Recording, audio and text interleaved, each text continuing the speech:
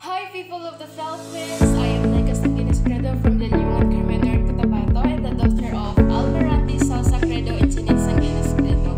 Ang trabaho ng aking ama is a truck farmer at ang aking ina naman ay isang OFW. Apat kaming magkakapatid. Ako yung pangalawa at saka yung panganay kong kapatid ay meron ng sariling pamilya.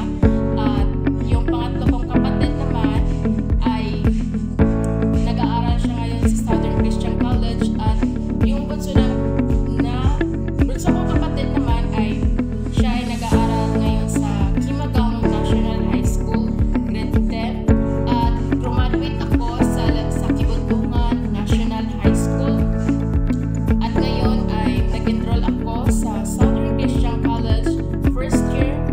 Ang course ko ay BSSW Bachelor of Science in Social Work. My expectations of this course is to gain knowledge of social work and develop skill and helping people and community.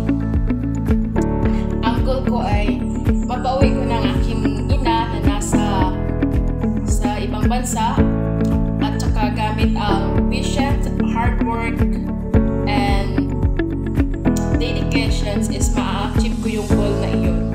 In 5 years, mapapauwi ko na siya dito sa Pilipinas. And then, nag-enroll ako sa Southern Christian College dahil na-influence ako ng aking uncle, auntie na mas maganda daw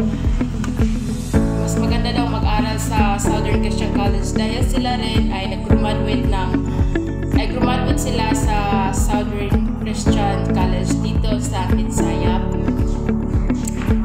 15 years from now ay isa na akong registered social worker at meron na akong sariling bahay, sariling sasakyan at maybe dagdag na lang natin na meron na siguro akong sariling pamilya na din, and then nakapag-travel na din ako sa ibang bansa. That's it. At ngayon, samahan niyo akong tuklasin ang aming munting barangay. Matatagpuan mo lang yan dito sa Liwangan, Carmen North, Cotabato.